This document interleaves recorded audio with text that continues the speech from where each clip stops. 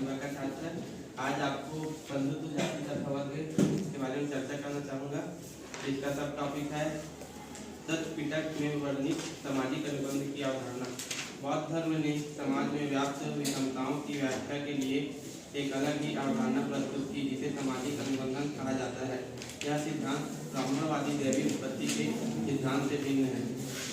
इसकी मूल स्थिति मिथक बताता है कि प्रारंभ में मनुष्य लालची शांतिपूर्ण जीवन जीते थे और प्रकृति से केवल आवश्यकता अनुसार ही ग्रहण करते थे।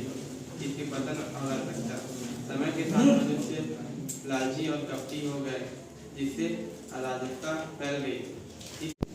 शुभ संध्या आप सभी को। मैं गणेश राठिया। आज मैं आपके सामने बंधुत्व जाति तथा वर्ग का सब टॉपिक गतिशील ग्रंथ के बारे में चर्चा करना चाहूँगा।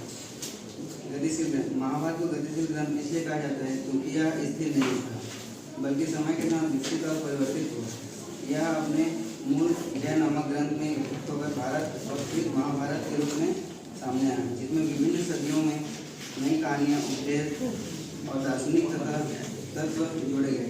इसकी गतिशीलता इसके सामाजिक, धार्मिक, नैतिक और दार्शनिक विषयों में विविधता में भी दिखती है, जो विभिन्न संस्कृतियों और समुदायों के बीच निरंतर संवाद को दर्शाती है। महाभारत की गतिशील होने के कारण क्रमिक विकास।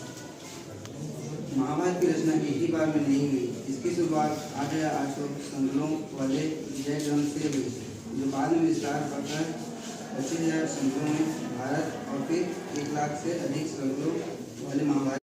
हम बंधुत्व परिवार जीवन की संस्कृति स्वीकार कर लेते हैं, किंतु हमने देखा होगा कि सभी परिवार एक जैसा नहीं होता। पारिवारिक ग्रंथ की गिनती एक दूसरे से रिश्ता और अन्य क्रियाकलापों में भी विभिन्नता होती है। कई बार एक ही परिवार के लोग भोजन और अन्य संसाधनों का आपस में मिल बांटकर इस्तेमाल करते हैं। परिवार एक बड़ा समूह का हिस्सा होता है। कुछ समाजों में कई भाई बहन, चचेरे मौसे आदि से खून का रिश्ता माना जाता है, किंतु अन्य समाज ऐसा नहीं मानते। इतिहास परिवार और बंधुता संबंध विचारों को विश्लेषण करता है।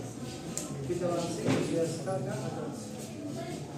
एक स्तर पर महाभारत किसी की कहानी है। यह वजूद के दो कौरव और पांडव के बीच भूमि और सत्ता के संघर्ष का चित्रण करती है। दोनों ही दल कुरुवंश से संबंधित, जिनका एक जनपद पर आसन था। एक संघर्ष युद्ध के परिणाम हुआ, जिसमें पांडव विजय हुए। इनके अपराध पितृवंश उत्तराधिकार को विभाजित कर दिया गया। पितृवंशी महाकाव्य की रचना से पहले भी मौजूदा